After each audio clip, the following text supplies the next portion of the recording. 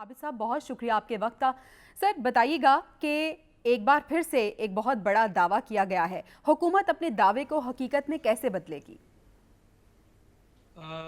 देखिए, मिफ्ता साहब के पास क्या मैजिक वॉन्ड है ये तो वही बता सकते हैं, लेकिन बाजार नहीं लगता कि अगले 2 महीने में महंगाई जो है वो कम होगी। और उसकी वजह ये है कि अभी जो मौजूदा सैलाब का इम्पैक्ट है वो इन नंबर्स पे नहीं आया, जो इस वक्त ना तो नंबर्स पे आया है ना उसके मारूजी तौर पे सामने आया है स्वाय टमाटर और प्याज की कीमतों के। लेकिन हम देखेंगे कि अगले 2 महीने में स्पेशली जो खुर्दोनोश हैं उनकी कीमतों पे सैलाब के नेगेटिव असरात जो हैं वो मुरतब हो रहे होंगे। ये दोहरा इसका असर सुलैनी साहब, होगा। एक ये बताइए कि ये अगले 2 महीने में तो ज़रूर इसका सैलाब का कुछ असर होगा, आपकी बात दुरुस्त है, लेकिन ये जो लोग कह रहे हैं कि हमारी क्रॉप साइकिल इतना ख़राब हो गया है इस सैलाब की वजह से कि सिर्फ ये अगले 2 महीने की बात नहीं है, हमें शायद ये अपनी फूड प्राइसेस में खुर्दनोश की अशिया में हमें इन्फ्लेशन अगले साल एक मिले। ज़रा इस पर थोड़ा सा वजाहत कीजिएगा, ये कितने अरसे की इन्फ्लेशन होगी? देखिए, अभी चूंकि सैलाब का जो इम्पैक्ट है, डैमेज इम्पैक्ट, वो इनिशियल एस्टिमेट लगाए जा रहे हैं। पहले $10 बिलियन था, अब हुकूमती ज़राए के मुताबिक तकरीबन $12.5 अरब का इम्पैक्ट होगा। लेकिन ये डिपेंड करता है कि पानी रिसीड करने के बाद उसका नंबर क्या आता है, और ये भी डिपेंड करता है कि अभी जो मंछर झील पे दबाव पड़ रहा है, अल्लाह करे कि उसको जो है जो आपाशी महकमा है वो कोशिश कर रहा है उसको रोकने की, किसी अनहोनी से बचने के लिए, कि उसको किस हद तक काबू पाया जा सकता है। इस वक्त जो ऑन ग्राउंड सिचुएशन है वो ये है कि सिंध में कपास की फसल जो है वो बुरी तरीके से मुतासर हुई है। जो इरी राइस सिंध में पैदा होता है वो बुरे तरीके से मुतासर हुआ है। जनूबी पंजाब में गन्ने की फसल और कपास की फसल जो है वो बुरे तरीके से मुतासर हुई। सिंध में जो गंदम ज़ख़ीरा की गई थी महकमा खुराक के गोदामों की, उनमें आपने देखा कि पानी आ गया, गंदम जो है वो ख़राब हुई। लोगों के घरों में जो पानी आया उससे अगले साल का गंदम के बीज जो है वो ज़ाया हुआ। और ये बहुत सी ज़मीनें ऐसी होंगी जिसमें कि पानी जो है वो काफ़ी देर तक खुश्क नहीं होगा। दो तरह की ज़मीनें होती हैं जो मेन, एक तो कुछ सैंडी साइल होती है जो कि पानी को ऑब्जर्व कर सुलैनी लेती है। साहब, ये खुर्दनशा की अशिया के अलावा किन चीज़ों में महंगाई आपके ख्याल में सबसे ज़्यादा होगी? क्योंकि अब ट्रांसपोर्ट भी बंद है, और कौन सी चीज़ें होंगी? क्या ये बलूचिस्तान में सैलाब की वजह से हमारी गैस के ऊपर कोई इम्पैक्ट पड़ेगा? किन चीज़ों पे और इम्पैक्ट पड़ेगा? और आबिद साहब, एक और चीज़ ऐड कर दें कि IMF की जो नई शराइत हैं, अब आवाम उनसे किस तरह मुतासर होगी और क्या करें अब? देखिए, IMF की ये जो 112 सफ़े की कंट्री रिपोर्ट है जो कि अभी 2-3 दिन पहले रिलीज़ की गई है, अब उसमें फ्लड का कहीं पे कोई जिक्र नहीं है। ना तो हुकूमत की तरफ से और ना IMF की तरफ से। यानी ऐसे लगता है कि वो पाकिस्तान में फ्लड आया ही नहीं, और वो रिपोर्ट जो है पाकिस्तान की इमरजेंसी अपील डिक्लेयर होने के बाद पाकिस्तान ने फ्लड को 25 अगस्त को एक नेशनल इमरजेंसी डिक्लेयर किया।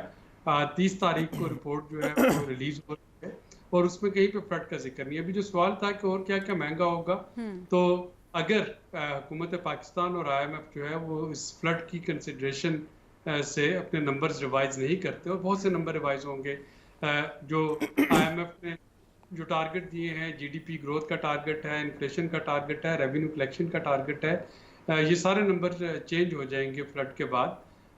तो अगर तो हुकूमत और IMF जो है 9th रिव्यू से पहले पहले कुछ सी कंसेंसस पे पहुंच के नंबर्स को रिवाइज कर लेते हैं, और पाकिस्तान उसी तरीके से फ्लड के वजह से कोई पॉलिसी स्पेस हासिल कर लेता है जैसे कि कोविड के दौरान हासिल हुई थी, तो फिर शायद एनर्जी का जो इम्पैक्ट है महंगा होने का वो कम हो। वरना हर महीने अभी पेट्रोलियम डेवलपमेंट लेवी जो है वो लगनी है, ₹50 तक पहुंचनी है, अभी सुलैनी साहब, ₹37 यानी तक अगर हम पहुंचनी ये है। कहें कि आवाम के साथ साथ हुकूमत की मुश्किलात में भी इजाफा होने जा रहा है, तो ये गलत नहीं होगा।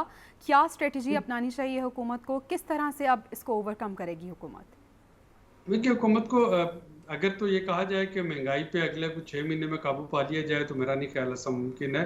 और ये सिर्फ पाकिस्तान में नहीं, ये पूरी दुनिया में ऐसा होगा। स्पेशली सर्दियों में जो एनर्जी की प्राइसेस हैं वो पूरी दुनिया में डबल से भी ज़्यादा हो जाएंगी, और पाकिस्तान को महंगी, बहुत महंगी गैस जो है वो लेना पड़ेगी, जिससे महंगी बिजली बनेगी, और जब महंगी बिजली बनेगी तो उतनी महंगी बेचनी पड़ेगी। तो वहाँ पे तो मैं किसी किस्म का कोई वो रिलीफ आते नहीं देख रहा।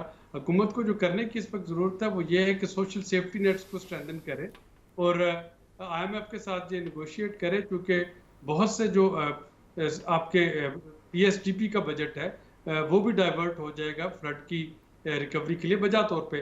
तो जब आपके पास कुशन ही नहीं होगा किसी किस्म का रिलीफ देने के लिए, तो वहाँ पे फिर IMF के साथ मिलके एक नए प्रोग्राम की या एक इमरजेंसी लोन की ज़रूरत पड़ेगी, बिल्कुल उसी तरह जैसे कोविड के दिनों में थी, ताकि आवाम को थोड़ा सा रिलीफ दिया जा सके, या IMF से कुछ पॉलिसी स्पेस मांगी जा सके जिसमें कि रेवेन्यू का टारगेट जो है वो कम किया जा सके। अभी का जो एग्रीमेंट है उसमें तो हर महीने हुकूमत की कारकर्दगी मॉनिटर होगी रेवेन्यू पे, पहले क्वार्टरली होती थी, अब वो मंथली होगी, और जहाँ जहाँ पे वो हुकूमत अपना टारगेट मिस करेगी वहाँ पे उसको नेक्स्ट मंथ GST में ठीक है। आबिद करीम साहब, अदील वड़ाइच भी आपसे कुछ पूछना चाह रहे हैं। जी अदील।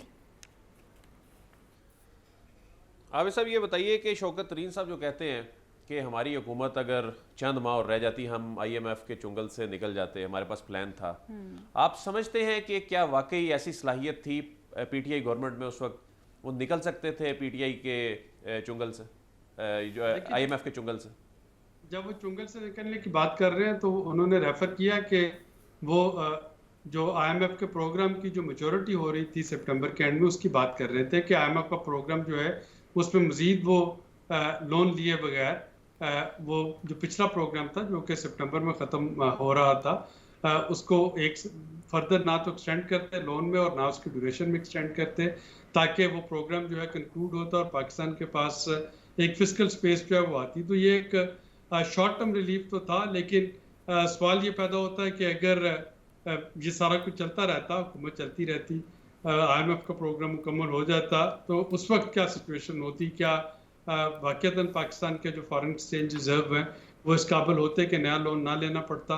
अगर ना लेना पड़ता तो फिर शौकत तरीन साहब का दावा जो है वो दुरुस्त है, बिल्कुल ऐसा ही जैसा कि पिछला प्रोग्राम 2017 में जब ख़त्म हुआ था तो शाहिद खाकान अब्बासी साहब की हुकूमत में हुकूमत के पास एक कुशन आ गया था स्पेंडिंग का in the run up to election, लेकिन वो स्पेंडिंग जो थी वक्ती थी, उसके फ़ौरन बाद IMF का प्रोग्राम लेना पड़ा।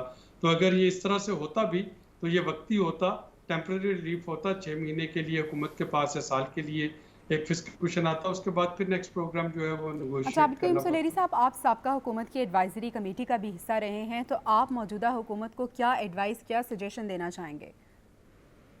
देखिए, इस वक्त तो जो हर हुकूमत की कोशिश होती है कि इलेक्शन से पहले वो अपने जो स्पेंडिंग स्प्री पे जाए ताकि अपने वोटर्स को वो ल्योर कर सके।